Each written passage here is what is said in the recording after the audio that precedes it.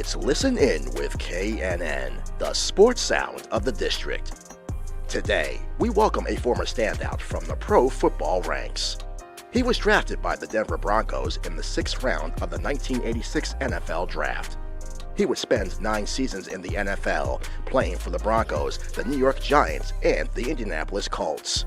He also played in Super Bowls 21, 22, and 24 with the Broncos.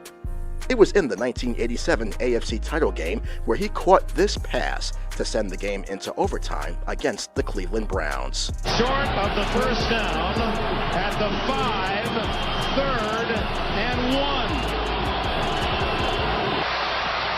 Touchdown, Mark Jackson. The Broncos ended up winning that game. He was also part of the 3 Amigos receiving combination in the late 1980s. These days, he's working as a business and mortgage advisor for the Denver-based Sunflower Bank. We now welcome Mark Jackson to this live stream of Listen In with KNN.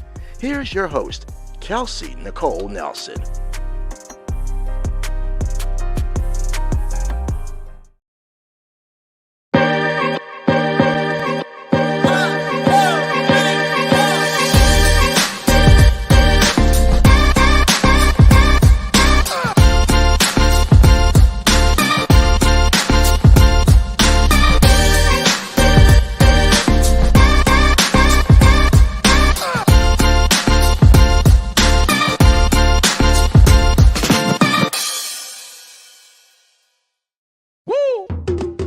It's Listen In with KNN, the sports sound of the district. We bring you the biggest guests, great analysis, and the hottest sports stories in the nation's capital and beyond.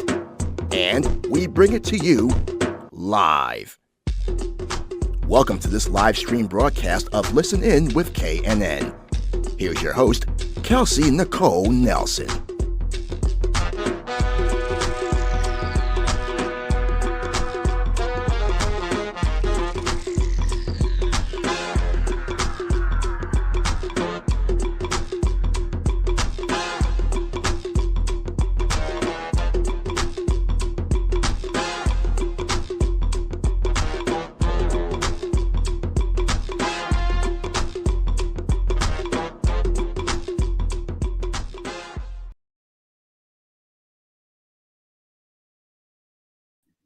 All right. Hello, everyone. Happy Thursday. Happy Football Thursday. It's finally back.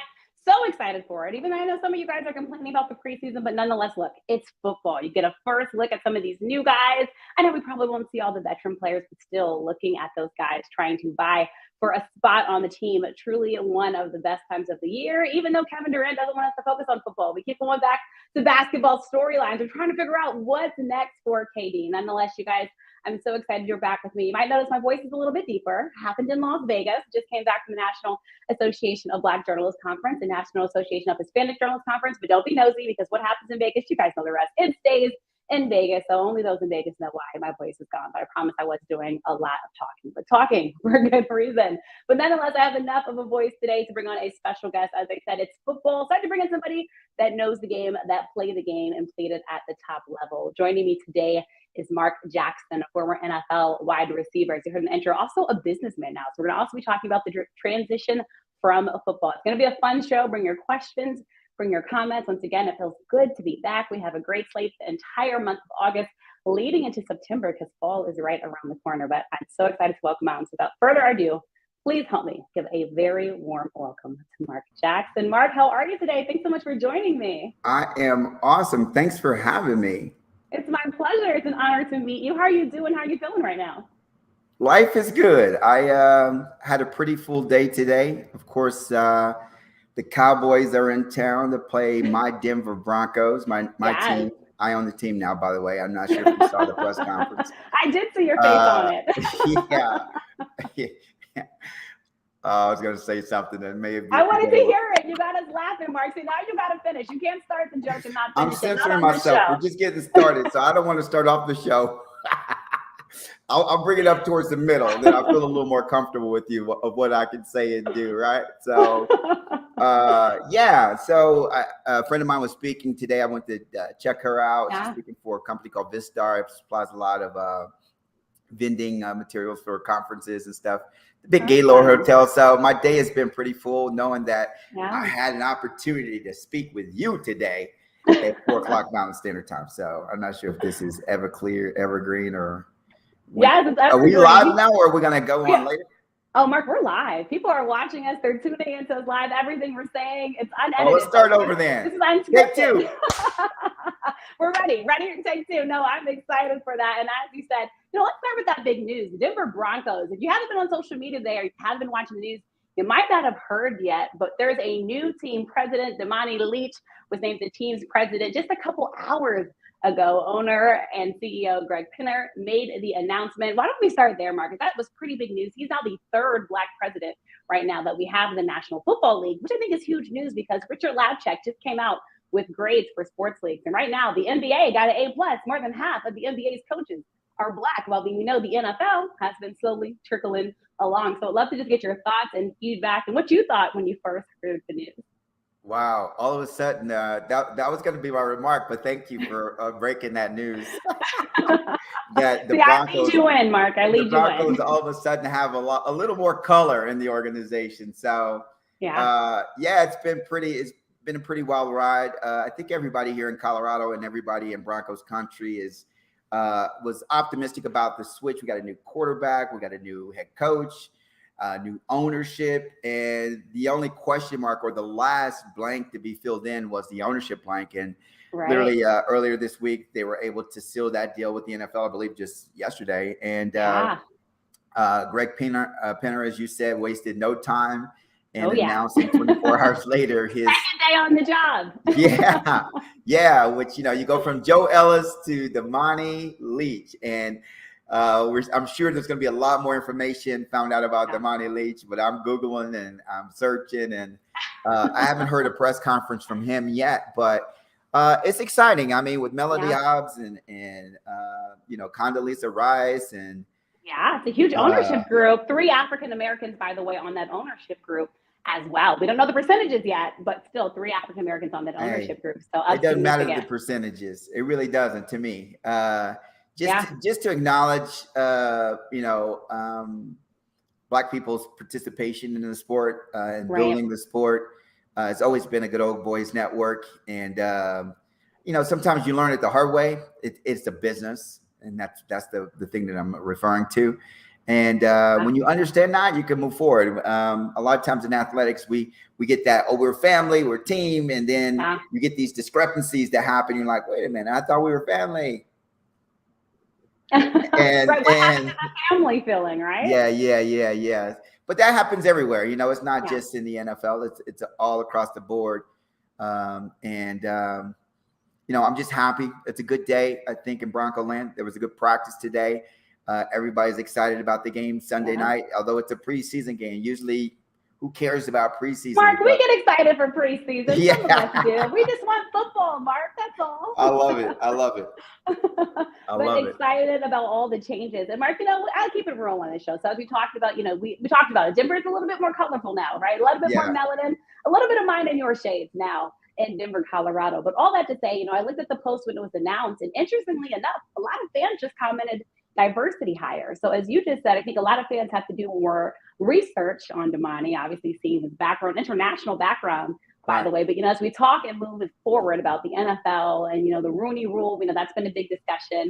How we really do get people of color in place. Obviously this season too, Sandra Douglas Morgan getting named as well for the Las Vegas Raiders. I mean, this is huge news for folks, coming from all of these different teams. Obviously the Ravens now Black team president, here in Washington with the Commanders as well, Black team president. So I think we're making enough of a move forward to get more diversity, not just, on the playing field, which we have in the NFL, but in higher levels of leadership. Yeah, I mean, I really believe that it's important to show, the diversity of the game because for years there was zero diversity and zero culpability, I guess, so to speak. And it's just what's the word I'm looking for? I think it's just level. I mean, we like to have a level playing field, and we like to believe that no matter who you are, what shape, size, color, what ethnic background, what genealogy pool that you were born from, that you have a fair shot here in America to follow your dreams and be who you'd like to be. And that's starting to become more and more of a reality, I believe, here in the United States. Yeah, which is huge. Yeah. And can I just say, I feel like the Denver Broncos dropped all this news because they knew you were coming on my show. Let's just wait for the Denver Bronco news to drop right before Mark Jackson comes on the show. So thank you, Denver Broncos. In the words of Russell Wilson, I'm going to see if I can do his impression because everyone's been doing on social media, all right? Broncos country. Let's ride. Oh, man, that's pretty good. Was that You're shaking in her boots right now, Kelsey. Don't do that too much often. Just stop right there. I should show you my cell phone. So I was at practice, and I used to do radio with Mile High Sports here, a local radio station here in Denver. And the host asked me to come down and for practice. And I was like, oh, man, I'm not sure if I can make it. He said, Sierra's going to be here. She's here every day. And I was like, well, whatever, right? So I show up, and he keeps joking about this Sierra thing. And I'm like, dude, I'm not here for Sierra. And I had like totally no expectation. And then here she comes walking across the field, and she walks right in front of me. And I go, it's Sierra, live in I start talking, I pulled out my fumbling my phone. It's like, oh my God. It's a selfie, right? You're like, yeah, selfie time, right? That's what you do. Yeah, although I'm like 14 yards away from her, I'm like, it's me and Sierra, right? Yeah, it's pretty cool. I think it's the first time, I think, in Denver. So Denver generally is a flyover state, so to speak. So it's not LA. It's not the East Coast where you got, DC, New York. It's not Chicago, right? It's not California. So, we've been very, very successful as a franchise, since 1970. So we went a long time without even having a 500 season. And then after Super Bowl 50, the wheels kind of fell off, right? Unfortunately, we went from gaining some popularity and brand, across the United States to, flyover state again. So with Russell Wilson, I believe that there's hope now. I mean, the AFC West probably is going to be one of the toughest divisions. Oh, yeah. It's going to be fun to watch this year. Yeah, in the NFL. The quarterbacks, man, it's crazy. Top tier quarterbacks in the AFC West. And honestly, overall in the AFC, it's just, geez, football fans, we got Christmas early, sent to us. But Russell, I think, going there, it was huge. I remember the news broke, finally leaving Seattle. Obviously, we saw the discontentment that he had in Seattle. But going to a team like Denver, who has depth at wide receiver, he could be that special piece that's been missing. Have depth, but now had that. Tim Patrick was that one hurts. Yeah, he just signed his new contract, and I was really pulling for him because he took the path more like I did, where he wasn't a highly touted player, just came in, rolled up his sleeves, blue collar, went to work and earned it, right? So just as he earned the big contract and his place as a starter on a team, second day of practice. I hate injuries. I hate injuries, but they happen, part of the game. But of course, hopefully he's able to bounce back, right? Because we have seen those players come back. That's why we have the NFL's comeback award. But obviously one down. But I think the Broncos have enough gas in their tank. But it's going to be a hard division. We just got to be honest. It's going to be a hard division. I think this year's Super Bowl is going to be that much better, though, because of the level of competition. Lots of fireworks. The NFL has done a great job of promoting itself. For sure. Yeah, and they give the fans what they want, and I know fans want more scoring, and basically the whole game has evolved from when I played back in the day. Not that long ago. It feels like yesterday we were watching Mark Jackson. Hey, we played in a Super Bowl in 1987 against your Washington Redskins. What were you doing, Kelsey, in 1987? That's when my parents got married. so you were just a twinkle in your dad's eye, I guess. Yeah, he was thinking about me, KNN possibly, but it wasn't for sure. That's back then though. I mean, defensive backs can basically just jump on your back and ride you all the way down the field. And hopefully it's a different game now. There wasn't as many rules as there are today to open up the passing game. You can hit quarterbacks a lot more readily than you can today. There's been a lot ask the quarterbacks today; they'll say yes. Yeah. So I think the game has evolved. Some of the older guys are bitter about that. I think it's good for the game. I love the sport of football. So much like you, I cringe and hate injuries. I got a dislocated wrist, broken clavicle, cracked ribs, and no brain cells. So, but you do though. Your finances now. You got some brain cells. You do money. Come on, money man. is money. Not as many as I used to. But nonetheless, again, excited for it. We're going to talk football. You're getting questions already about your playing days. But as you talked about, a preseason begins today. We've got Giants, all right, New York Football Giants taking on the New England Patriots. Running back James White retiring, shocking some of us, and Tennessee Titans versus Baltimore Ravens here in Baltimore. Any interest, Mark, in either of these games tonight? Something I'll probably take a peek at both. Last year, I took the year off from football, which is kind of hurt me. When I say I took the year off, that means I didn't watch every week. My mom had a stroke in May of last year. And by June, she got out of the hospital in Chicago. And I was like, looked at my siblings and said, something, she can come live with me. So my mom, I became a caretaker in July, which was a heck of a lot more than I expected at 90 years old at that time. So I decided, it's probably more important to spend some time with my mother than go to games and be that football freak that I've always been. So I'm really, she's with my sister now, and I'm really excited about the season, like I said, with all the changes. So I'll probably tune in just to see for a while. I played with the New York Football Giants for a season. That was back in 1992, 93 actually season. You were in diapers by then, I think. No, see, I was born in 92. So see, Mark, there we go. So I'm right. You're in diapers. Like I said, 93. You're 1 year old. We're on the same. And play with the Giants. It was LT's last year and Phil Simms last year. Two icons in the New York Giants franchise. For sure. And so as the clock ticks and as I look at football as a whole, I was able to basically play in Denver, Colorado under Dan Reeves, and then I went to New York and played under Dan Reeves. Finished my career in Indianapolis, so it was a good ride. It's a good ride. It was a good ride all along. And also, as we look at tonight's game, I know folks aren't too excited because we're hearing the Patriots won't be playing most of their starters. Of course, everybody wants to see Mac Jones. We're hearing about this interesting offense that the Patriots are going to be running with their offensive coordinator, since everything's a little bit different. And then, of course, on Baltimore side, everybody wants to know, Lamar Jackson, when is he going to get paid? He's all Deshaun Watson get paid. And by the way, Deshaun Watson playing this weekend. Would love to get your thoughts on that. But Lamar Jackson, the contract situation, just curious your thoughts. Do you feel like he's kind of making the right decision, not having an agent? Because we know if you have an agent, you got to pay them maximum 3%. His mom is helping him. But, right now folks are saying if Deshaun got all of that money guaranteed, Lamar Jackson needs to be the highest paid quarterback next because of his accomplishments on the football field. I'm not a big fan of doing your own contract. Yeah. There's towards the end of my career, as I look back, hindsight, I think that maybe I should have done it myself, my own contract. I couldn't have done it any worse.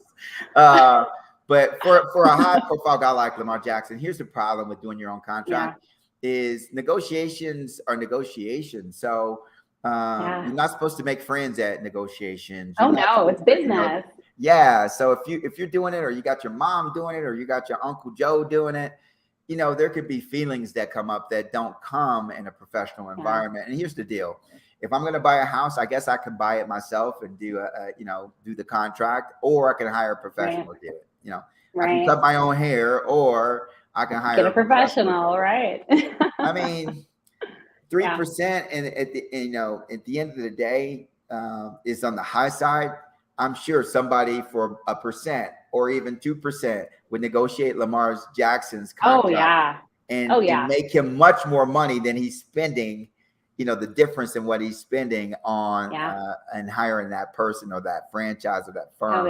So that would be my advice to Lamar is, hey man, find someone you trust. And that's not easy to do.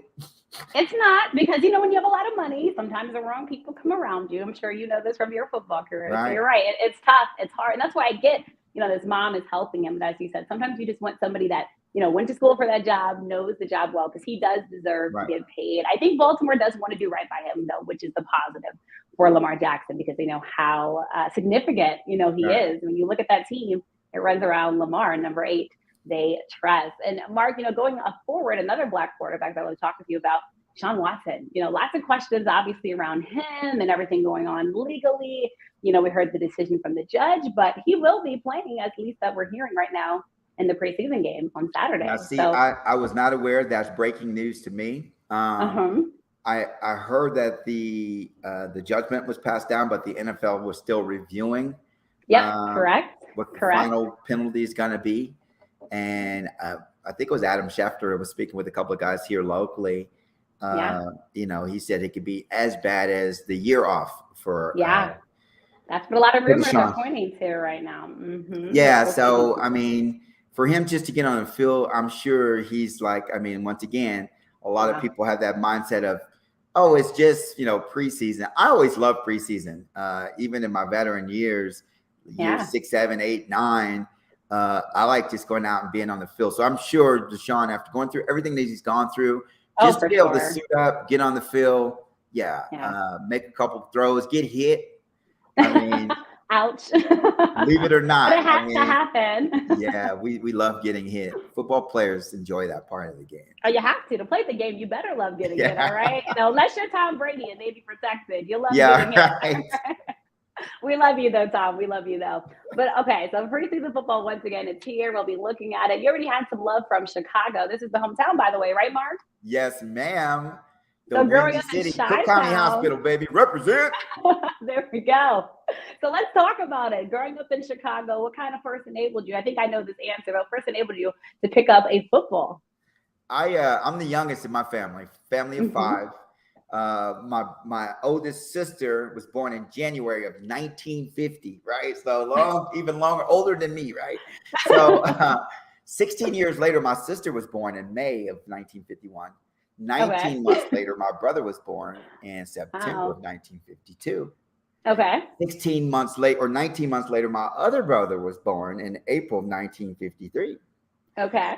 And then 111 months later, I was born in July of 1960. So I'm 10 years older, or 10 years younger, basically, than my next sibling. Your sibling. So, wow. Yeah. I have a 9-year age gap with my sister, Mark. So we are the same in that when our parents both thought about it a bit. Yeah, there you go. And then decide to have us. And we're both pure cancer, right, Mark? Yeah. Well, I'm right on the cusp. So yeah. Wow. What a There we go. See, we're vibing because of that. Cancer is the best sign. But happy birthday to the Leos. Happy birthday to the Leos. We'll let you have your month. That's good. That's good. Yeah.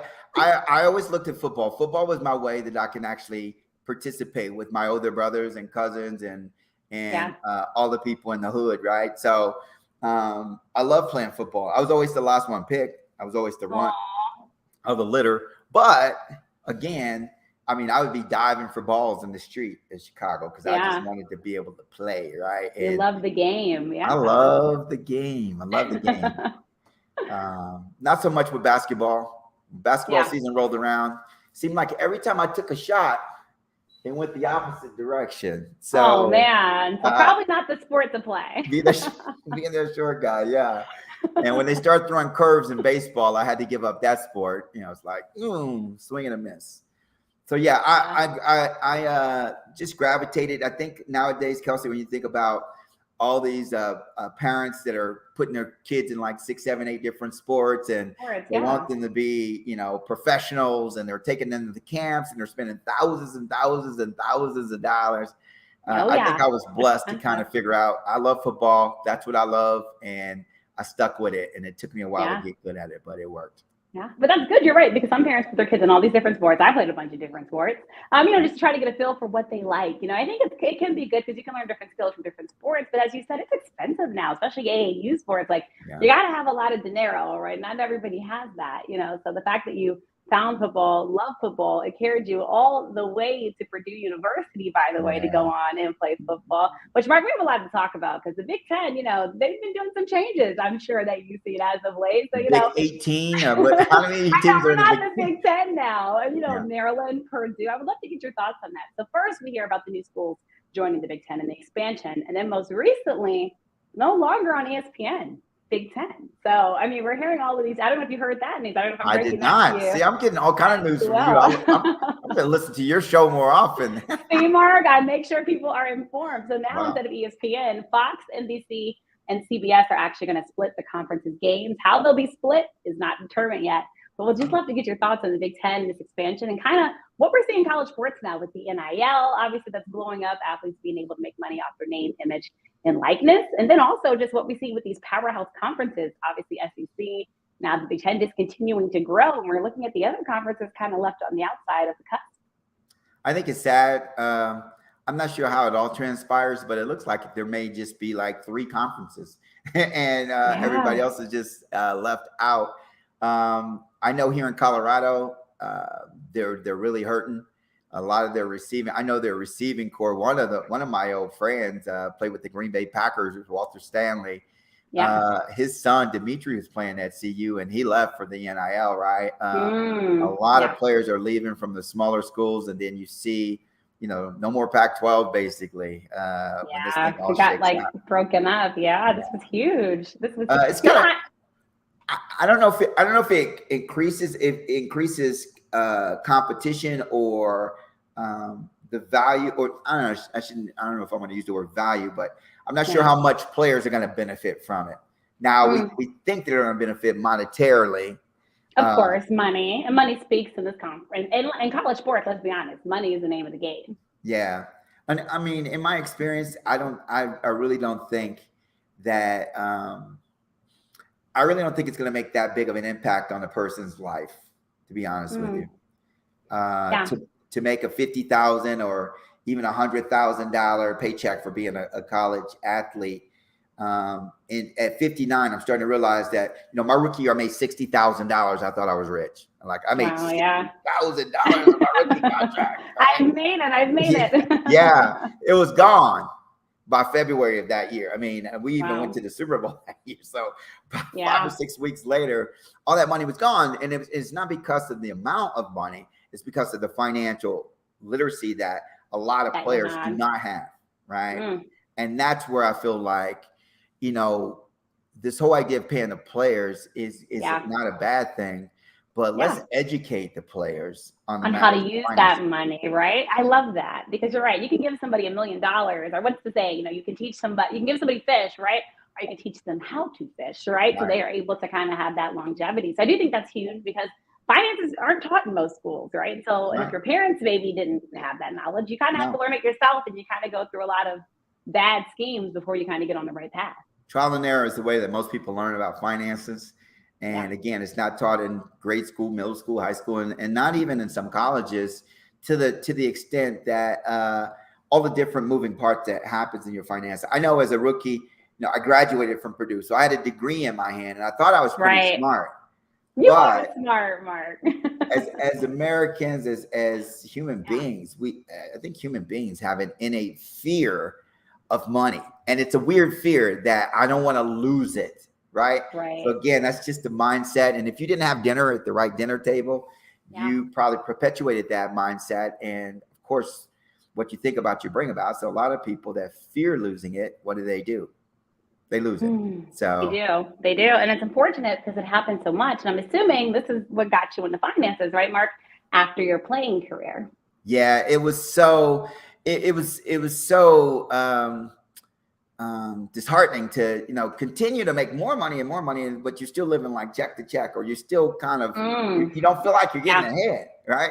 And I found that there's lots of people out there that like that. And then I began to discover some of the roadblocks, I guess you could say, to people's financial success, and that's their inability to understand the tax system. That's one thing. And and now we're experiencing inflation, which most people what is that? What if you ask someone to give a working man just to give a definition of inflation, they're not even sure what that even is. Right? And then credit, which unfortunately most people only understand credit as far as leveraging and maxing out credit cards. They don't understand the power of credit. So true. That's been my for the last 4 years, coming up on 4 years now. It's been a passion of mine, and it's been a field that I've been pursuing, and I love it. I love it. Wonderful. Yeah. Let me ask you, like, what maybe has been like the best success story that you've had, since you've kind of been in the credit world and maybe seen somebody's kind of credit, financial history, life, turn around from working with you in your company? I've had so many, Kelsey. It's amazing. My own Yeah. story was, I'm a guy that doesn't need very much. I'm an old, I don't know how I'm an You're old low soul, maintenance, yeah. right? Low maintenance. Like, yeah, very, very, very low maintenance. I was actually renting a room at a friend's house. I couldn't even rent an apartment. I had a 535 credit score. Now I'm here on your show, just like get naked. Hold on a second. I mean, I was embarrassed. We're letting it loose, Mark. We're letting it loose. I'm sweating. You're letting it loose. Right. This is natural, folks. This is live. This happens Oh live. my God, they're going to be like, Kelsey, you got to scrap that show. But it's live though, so they can't scrap it. Okay. There you go. You remember that one time when you and Mark Jackson got? No, never mind. Here's the deal. Yeah. I had a 535 credit score. I had 16 negative items. Now I had a bankruptcy on my credit report because 2008, when everything hit the fan, I had like 3 homes. I had 2 homes and a big office, and everything just got snatched away from me. Right? Filed bankruptcy. I had charge-offs, late payments, a repo. I had everything negatively you could possibly have on your credit report. But I discovered that there is a way that you can actually. A lot of times people look at that as a life-death sentence, right? Like you hear it, it's scary, right? Right. Well, less than a year and a half, 2 years later, I was at 800 credit score. And I've been at 800 ever since. And here's the cool thing about it is, yeah, it allows you to do so many other things, right? Oh, for sure. I got a Your new credit's home good, now. yeah. I've always made good money, but it's Right. like, how do you keep the money? I think at the end of the day, it's not how much money you make, but how much money you keep. But I've also, a good friend of mine is multimillionaire. He doesn't mind me sharing his story. He supplies all the equipment to the Broncos and he's renting for $3,000 on a monthly basis, a house, big house. And I said, man, you need to get a home, your home. And your own home, yeah, for that price. And literally within 4 months, got him on the platform, got him straightened out on his credit because he had the money. But unfortunately, they say cash is king. But when you want to borrow $1 million, you better have some credit. So cash is king, but credit is power, Kelsey. And I like that. Just stories like that. I mean, that's the story of 2 old guys. But, you got kids that are coming out of college and they have all these student loans. Their debt to income ratio is off. Yeah. And they don't get to participate in the American dream. And that's to own your own home and begin to accrue some wealth and pass on a legacy and all that cool stuff. So, yeah, it's kind of a twisted system. But when you know the rules to the game, you can win. And that's the thing that I've kind of discovered is so many people do not know the rules to the game. It's almost like playing football without knowing the rules. Yeah. What are your odds of winning, right? You don't know what you're getting into. You could be a great athlete, but if you don't know the rules, you won't get handed to you, right? That's so real. Like you said, and finances are huge, especially like you said, young people coming out of college, student loans. I mean, college costs now are just crazy, right? Especially if you don't have a job or your first job is really low paying. What do you do? Right. And that's a big question. And then if you live in a city, I'm in DC, like $3,000, that's a 1 bedroom here in a lot of places. Like, exactly. I'm in Colorado, by the way. Yeah, exactly. Exactly. So like, what do you do? And then like you said, you want to buy. Well, buying a house in DC is like $1 million. So it's tough. It's so tough, especially depending on where you live. That financial part is so big, especially for players. Because I can't tell you, Mark, how many times I've done the broke athlete story, and I hate doing it, but I have to do it so often because it happens. Right. And you know something? I promise you, if you weren't in the sports field, if you were in the music industry, if you're in the author industry, if you're in the school teacher industry, there's broke athletes, there's broke everything. Oh, broke everyone. Shoot, I've been broke, Mark. Me right here. It just seems so much more incredible when you hear an athlete because they may have signed this big contract for $1 million. Right. We hear the numbers and it's publicized. So so when you hear them broke. One of the things I've learned, Kelsey, is the zeros behind that first number don't matter. If you're financially illiterate, you can make $10 million and still go broke. I Googled it. The average lottery winner within 5 years, 75. They go broke. They go broke. Right. They go broke. And they're That's not why the athletes. next lotto needs to have me because I won't go broke, Mark. I'm gonna disappear, and Kelsey lived happily ever after. So I'm just saying, the next Mega Millions one, folks, let me win it. All right, I'm gonna make sure that money's spent right. In this show, well, maybe you guys will see me. No, I'm kidding, Mark. It's so important. So important. All right, I have a question from the fans. I actually really like this one. Jamel Cutler wants to know, how often do you get confused with Mark Jackson from the NBA? Jamel, all right, so check this out. I'm going to give you guys some really cool stuff. It's a trivia question. So Mark Jackson, born in Chicago, first job, Denver Broncos. Second job, New York Giants. Yep. Third job, Indianapolis Colts. Mark Jackson, the other Mark Jackson. The other Mark Jackson. You're the original one. Guess what teams he played for? The New York Knicks. Oh my gosh. Yes. The Denver Nuggets. Look at and that. the Indianapolis Pacers. So I have too much crossover. at the end of our careers, I wound up at Indianapolis for like the last 5 games of the season. And Mark Jackson was with the Indianapolis Pacers at the time. So right at the end of my career, we actually wound up in the same city.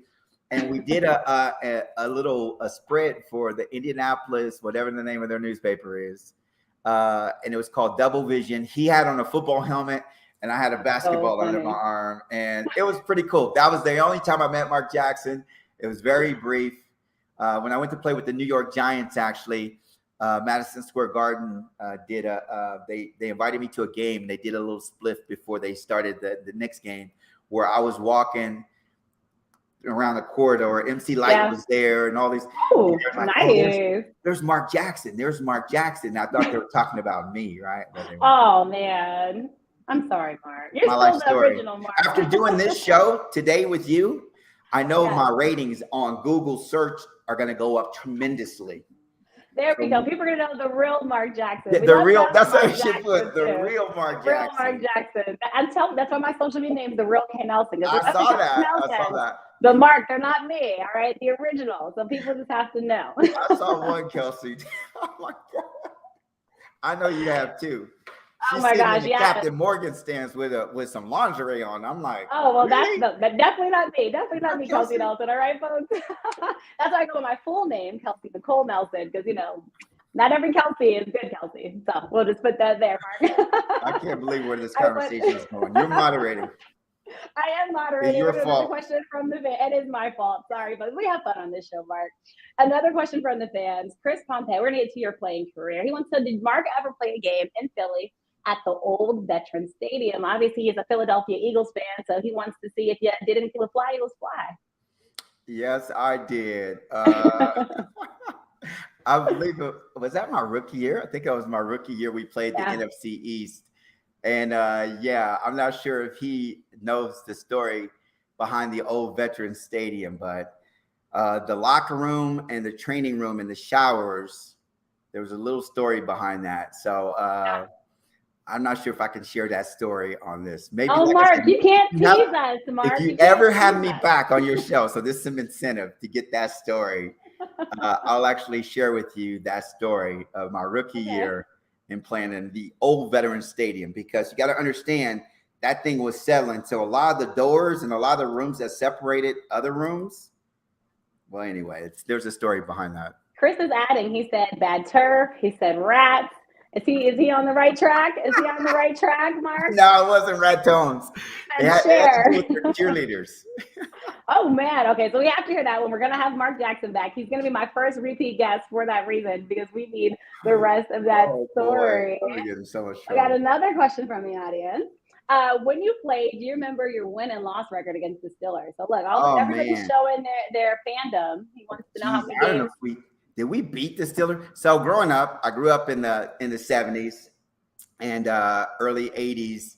And of course, my NFC team was the Bears. I grew up in Chicago. My AFC team was the Steelers. So I know more about the Steelers than I do of any football franchise. I mean, that was the most colorful team ever in NFL history. I mean, the Bears of '85 kind of rival it with the Fridge and McMahon and Dent and Singletary, all those guys. But back in the 70s, I mean, you got Mean Joe Green, LC. Legends. I mean, you just got from Bradshaw to Swan to Stallworth, Blonde, I can name every one of them. Rocky Blyer, Franco Harris. When we played against the Steelers, I do have one Steelers story. We played against the Steelers my first year. We went out there, and I want to say it was a preseason game. It may have been regular season. But one of my teammates from Purdue University, Rodney Carter, a couple guys had to get injured, and boom, he was in the game. And it was his first game. He scored a rushing touchdown. He caught a touchdown. And he actually had a halfback pass where he threw the ball, completed it down to the 1 yard line. So he did it all. I was so happy for him. I mean, the whole time I was on the sideline, I'm rooting, which is shows my love for the game. It wasn't about anything else but love. And I got a lot of great stories like that. We played the Bears in Walter Payton. We were playing in Denver, and it was my first time seeing Walter Payton on a football field. Oh, wow. So that was iconic and memorable. He got tackled on our sideline. I ran and picked him up. Oh, but that was Walter Payton. We all loved Walter. Get off him, Carl Mecklenburg. I've got him. That's sweetness, baby. Oh, my gosh. Can I get your headband after the game, Mr. Payton? Please. This is why we love the show, Mark. These stories mean so much. We have so many questions coming in. I was going to ask you about your playing career, but everybody else wants to ask you, Mark. So I'm going to let the listeners help me. Jamel has another one for you. After a big win with the Colts, did you and your teammates ever visit Cloud 9? Oh, my God.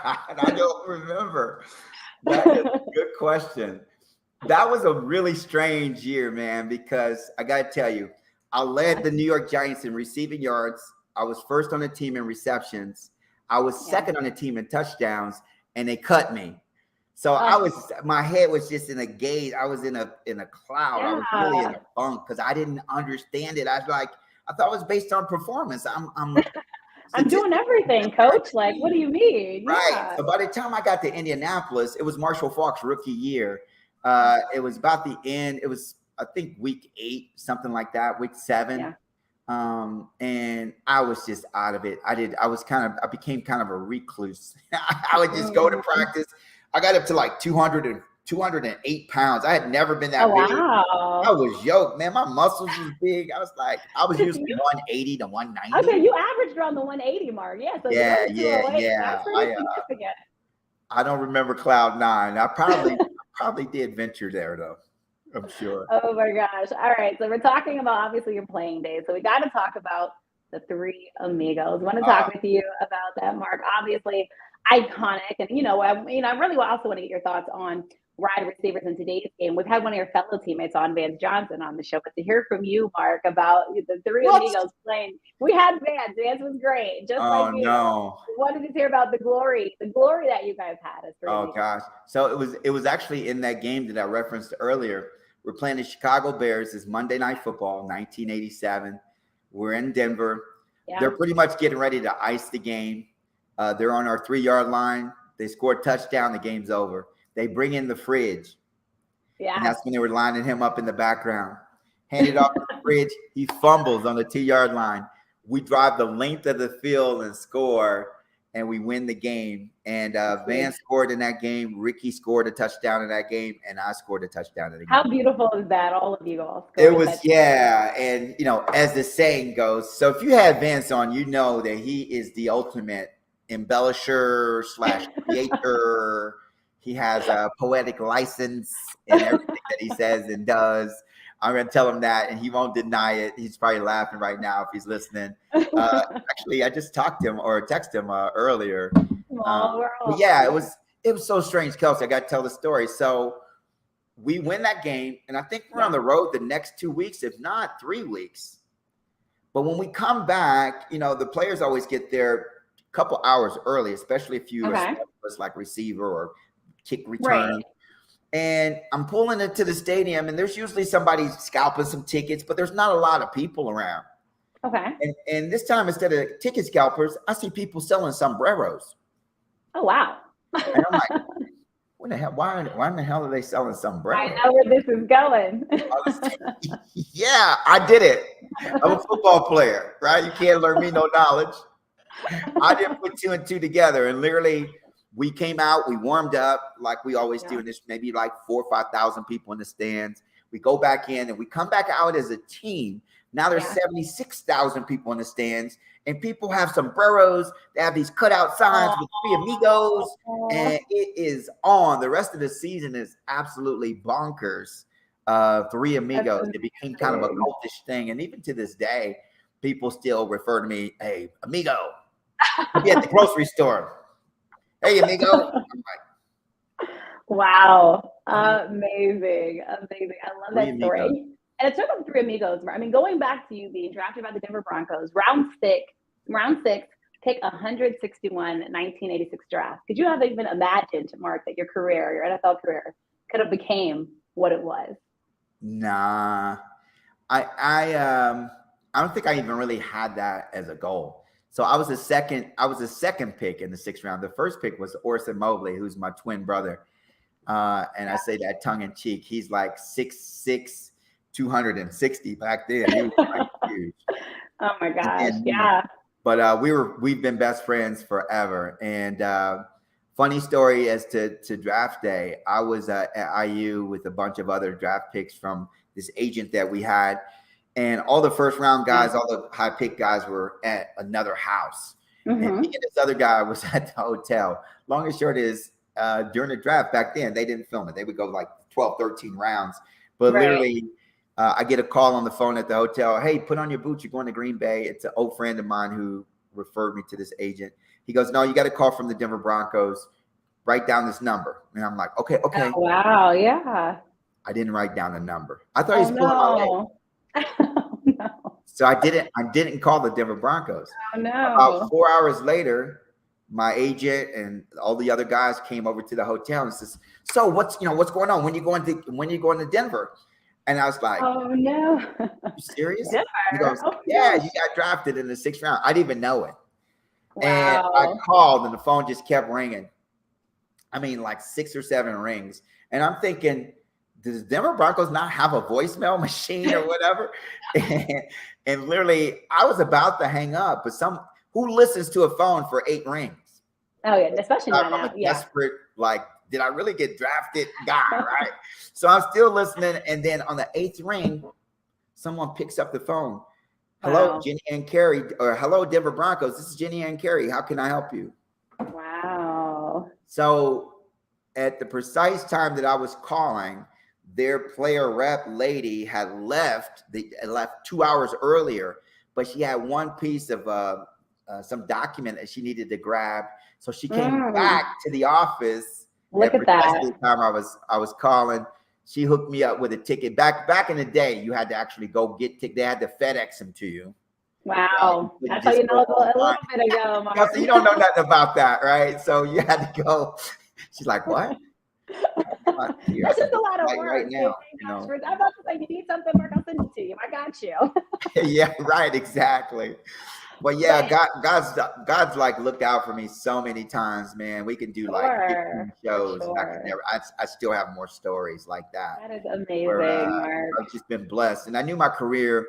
I knew that I love football. It wasn't really about a career. Sometimes I look back and wish that I was more about my career and, creating statistics to make myself more popular or, valued as a player. I was all about the team. Didn't really care about my own personal statistics. And I'm still happy with that. Sometimes I like, Dang. I should have been a little more demanding of the ball. Yeah. It's funny you say that because this is the same day. I don't know if you saw, but Antonio Brown actually put out a tweet today. Did you see the tweet, Mark? No, So basically, you're gonna be you should have never gave me your number too. So I would be like, all right, what happened today? Me and Mark are gonna be going back and forth, and I am the person to come to. So I'm gonna read the tweet verbatim because I want you to make sure folks need to make sure that they're hearing, all right, what exactly he tweeted. So he tweeted, it was a picture of him, and he said, "My biggest regret in my career doesn't involve calling my GM a cracker," in quotes, or showing up to Raiders camp late in a hot air balloon with frozen feet, or throwing rocks at that UPS driver. And it definitely doesn't involve taking my shirt off and doing a victory lap around the Jet Stadium mid-game while throwing up the deuces. We all remember that picture, folks. Added that last part. But my biggest regret is that I'll never get to see me, Antonio Brown, play a game live. sure, I can watch the game afterwards, but I can't imagine what that was like for you all to see something like that. Like watching the Beatles or Jesus perform at Red Rocks. End quote. So I started to say, you seem so humble for wide receiver, but wide receivers, especially nowadays, Mark, they're not the most humble guys on the team all the Oh time. my God. So his biggest regret is not being able to see himself play live. Yes. Wow. See, I need to be at that level. Man, God, let me do it all over again. No. Yes, it's just, I had to read it to you. And Mark, I know I'm keeping you a little bit longer. It's been such a fun show. Everyone keeps sending questions. A couple more guys. I know you guys are so excited to have Mark. Mark, you're still loved. You didn't play that long ago. There's a lot of fun. Yeah, that was a long time. To have you on the show. But Chris wants to know your thoughts on the late coach, Dan Reeves. Oh, Dan Reeves passed earlier this year. It's a really rough start to this year. I had Dan Reeves die. Passed away. I had my former coach at Purdue passed away, Leon Burnett. How one of my teammates, David Fry, passed away. Another teammate, Eric Jordan, passed away. The guy I did my first TV show when I first came to Denver, I used to do a show called Broncos Beat with Channel 4. It was an NBC affiliate that had the AFC at the time. And Les Shapiro, he passed away. And it was like all of that happened within like a 3-month period of time, along with a guy named Bill Hayes. So it was like devastating. I still keep on my phone though. Dan Reeves just the previous season, was inducted into the Broncos Ring of Fame, thank God, before he passed away. And he was suffering from dementia at the time. Same thing that took Pat Bowlen, the Broncos owner, away from us. But when he saw me, it's coincidentally another one of those crazy stories. The game was over. Instead of leaving, I just hung around in the Champion Club blocks where I was. I had a friend with me, and finally we says, all right, traffic hopefully has died down a little bit. Let's get out of here. And we started to walk out, and I see his daughter, and she goes, Dad's inside. Come on, you got to see him. Oh, that's so awesome. He was in the suite right next to ours, and when he saw me and when I saw him, I had no idea of his dementia or anything. And I just expected a nice handshake. And as I got closer to him, you got to time it up. You don't just walk across the room with your hand out, right? Of so course. I'm walking, I'm just about to pull my hand out, and he reaches over and he grabs me. And he hugs me, and the person I'm with takes a picture of his face, and I still have it. And it's genuine. You know what I'm saying, Kelsey? You've gotten hugged by people like, I do. Yeah. You know when you know a real hug. It was a real hug. And that's the kind of guy Dan Reeves was. He's a player and a player coach and a coach. And he was very strict. A lot of guys hated Dan Reeves, right? He's very honest. He didn't take a lot of, like you were talking about the flamboyant receivers nowadays and stuff like that. Kind of being under Dan's tutelage for that period of time. He didn't really. Vance was kind of the high end of the amount of arrogance and braggadocio that he would allow. But awesome man, and we're sorely missing him. Praying that he can get into the Hall of Fame because he definitely deserves it. Took us to 3 Super Bowls with a mediocre. I want to say mediocre team. I hate to say that and kind of devalue myself, but of all the players that we had on that team, John Elway was probably the only one that ever made it to the Pro Bowl on an annual basis, right? So, if you look at the 49ers who we lost to, perennial Pro Bowlers on that team, right? 8, 9, right? The Giants, even the Redskins at that time, So, Dan Reeves is a great guy. Thanks for bringing that up. I know. I love that question. You mentioned the Redskins. I have to ask you now, what do you think about this new name, the Commanders that we have here in DC? Something, it's so tough. It was like the Washington football team. Some people say they wish that it just stayed as the Washington football team. Oh, there's a lot of folks here in DC, Mark, that would agree with you. 150%. It was fairly. I'm kind of one of those guys that thought that was pretty unique. And the Commanders, it's going to take a while for that to. It's not resonating right now. It's not resonating. I'm old school. The name isn't naming right now for Mark Jackson, folks. We need to do something better. All right, a couple more questions for the fans, Mark, because I know we want to get everybody to football, but again, it's been such a fun show. From Jamel, did you ever play Techno Bowl or Madden? Also, the players obsess over their video game rating. Oh my God. I never played it, but people said I had a pretty good rating on Tecmo Bowl, which There you go. which is kind of funny. I had a lot more speed than Tecmo Bowl gave me. So you're right. I didn't obsess over it, but Yeah. for those guys that created that game, if they can go back and edit it, make me faster. That's the one thing I'd ask. Just make me a little bit faster. That's it. From James. James, he wants to know, ask Mark, which player did he look up to? Oh boy, man! When I first came to the Denver Broncos, it was just like a dream. So I looked up to everybody. I've always been so humble. I think because I'm the youngest, I was the guy that held. You guys will be able to relate to this. Kelsey, close your ears. Yeah. You're not gonna get it. But I was the guy that held the antenna on the TV to get good reception. I remember antennas. Look, I was the channel had cable changer, growing right? up, Before the so I remote know the control, antenna. I was that guy. Mark, go turn to channel 7. So I was always very humble, and again, I love the sport, so I just love watching people that were good at their trade. Guys like Dennis Smith, Louis Wright on the defensive side. On the offensive side, Vance and I are the same age, so I would look up at Steve Watson. I would look at different guys and always see what I could take from their game to add to my game. But I always felt good about having my own style. My style is, I call it project style, because I grew up in, we used to play kill the man with the ball, right? Oh, no. Yeah, and it was like everybody's looking to tackle you, so everybody's against you. So I really think I developed a lot of my moves through that. But there wasn't anyone that I particularly looked up to at the NFL that took me on like as a mentor or anything. Yeah. It's weird because the NFL is so competitive. It is. It's only so many spots. I do love that question. You know, shout out to Chicago. Shout out to my grandpa Bob watching from Chicago. My cousin Adrian there. I got some Chicago, and I just, matter of fact, had some good Garrett's popcorn on my plane back from Las Vegas. So Chicago is still in a girl's heart. Come on. You know that. All right, last question for you from the fans. There we go for Garrett. We love you. So I hope Garrett sent us both free boxes now. Free promotion right here on the show. Last question from Chris, and then we are going to round out the best quarterbacks you faced in your NFL career. Oh, my gosh, Chris, there's so many of them. Think about it. So I played with the Denver Broncos. We played every week against Albert Lewis and Kevin Ross with the Kansas City Chiefs. I played against Lester Hayes and Mike Haynes with the Raiders. Gilbert and I can't remember their other corner. So Gilbert made the Pro Bowl a couple years. Yeah. And then we would play against Cleveland, against Minifield and Dixon.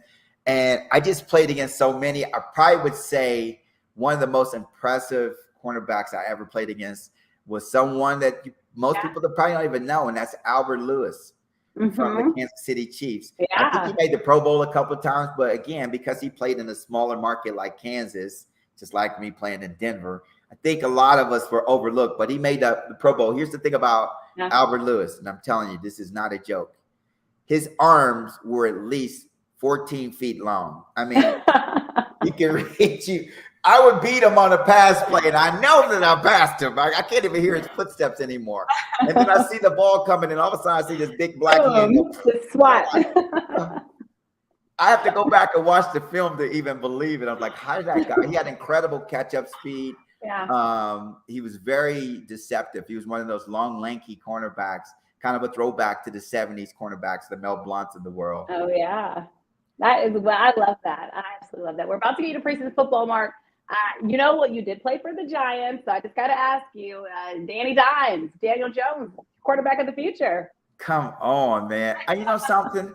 I'm pulling for him every time. I mean, what an incredible venue, right? I tell people all the time, if I had started my career in New York, I probably would never have to work a day in my life, because people in New York take care of people from New York. I just only got 1 year in there, so I'm still kind of here's my story on New York, Kelsey, which is like, I didn't even think about it. Yeah. But when I went to New York, I wore number 12 in the preseason before the season started. But back then, you had to have a football number in the 80s if you were a receiver. Couldn't wear number 2 or like nowadays. So they gave me a number. It was in my locker. I put it on and I wore it. Didn't think nothing about it until I hit the field, and it's like, that's Bavaro's number. So I think people hated me because I had number 89 to start off with. So Oh my I'll, gosh. I'll pull for anybody that is placed in that microcosm of Jets and Giants with millions of people there to scrutinize you, right? Your Oh my every gosh. move. Yes. So Yes. Danny Dimes, we'll see. I mean, that's they say in the face of adversity, true champions are born. So we'll Ooh, see if he's a true yeah. champion or not. We will see that because him, Zach Wilson, another guy that people are going to be looking for. And as you talk about New York and in the NFC East, Carson Wentz, another guy talking about Right. being in the face of adversity. So much to look forward to. You guys keep giving questions. I got to let Mark go. All right. What do you think about? We talked about the salary compared to salaries. I think you would say what we just they paid more now, right? Which I guess evolves with the Just a game. little They're bit. covering so much more, just a little bit more. They're not making 60,000 their first year, My basically, right? God. James, and he's literally James. Yes. James, man. So I told you I did the show earlier this week, and Tim Patrick had just gotten hurt the day before, so I didn't know a lot of Tim Patrick's stats. I just knew he signed a big contract for $10 million, and I was like, anytime someone gets paid, I'm not a hater. They deserve it, right? Because you're literally putting your life on the line, and somebody's going to get paid. Yeah. So there's so much money in the sport. Why not spread the wealth, right? So that was my whole concept. But I started looking at stats. My rookie year, I had 738 yards. I never started one game. That was coming off the bench. He had two 700-yard seasons, a 200-yard season, a 400-yard season, and he's making. That was in his third and fourth year, and he's making $10 million. I made $60,000. Wow, big discrepancy. I am old though. That was 20 something years earlier. But yeah, things change. And again, when Patrick Mahomes signed his $500 million contract. Oh yeah, shout out to Lee Steinberg and company. Yeah, exactly. Amazing. Well, Mark, it's been so great to have you on. Before I let you go, where can people follow the financial work and get advice from you? How can they keep connected? At MJax80. So JAXMJAX80. You can find me on Twitter. I don't do a lot on Twitter. Probably should do more. Instagram, Facebook. I do a lot of Facebook marketing, but you can also check out JacksonCreditRepair.com. If you got bad credit, don't be ashamed. We can fix it. I promise you, we can fix it. I will fix it for you personally because I want to see people win in their financial life. So that's wonderful. Mark Jackson Credit Repair, drop a note in there. Put something in there about this show, about the great Kelsey, and I will give you a homeboy discount straight from Chicago. There we go. We love it. See, that's why folks from Chicago are always my people. Marvin Jackson, I so appreciate you on the show. Had a blast. Again, we were live, Mark. So everything here, you can't edit it. All right. We're putting it out there. I have my people scrape your site. We got copies, Mark. We make sure we're prepared. But again, it was so great to have you on. Enjoy preseason football. And then hopefully sooner than later, we'll enjoy some regular football and keep a watch out for where Kevin Durant lands, Mark. All right. We're going to keep an eye out for that one. Thanks so much, Mark. Have a great one. Bye. Thank you, Kelsey Nicole. Appreciate you. Bye. All right, you all. Thank you so much for tuning in to Listen In with KNN, for putting up with the show. I know we had a little bit of craziness. The AC broke in here. I'm just going to be real with you guys, but we kept going on live. I love the questions, the comments, the threads in between. You guys are still putting so many great comments on. Truly, truly appreciate it. We'll be back next week with another audio show and live show. But right now, let's go enjoy some football. See you all soon. Bye, guys. Have a great one. Stay safe.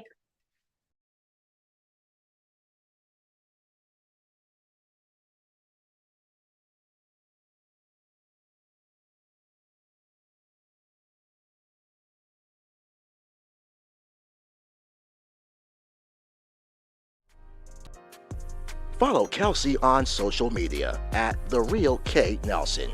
Catch episodes of Listen In with KNN on YouTube, on air at AM 1340 and 96.9 FM, Fox Sports Radio, on Facebook and Twitter, and online at KelseyNicoleNelson.com.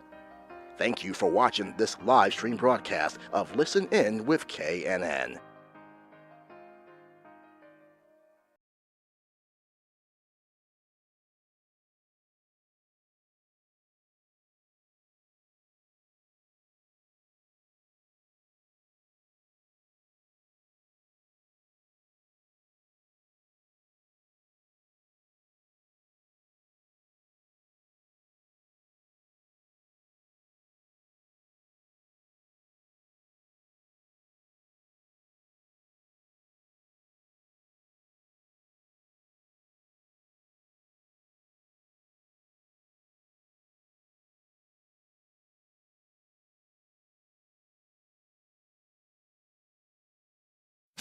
Listen In with KNN on Fox Sports Radio now offers official Kelsey Nicole Nelson apparel in a variety of styles for men and women. Fashionable shirts, leggings, hats, jackets, and more.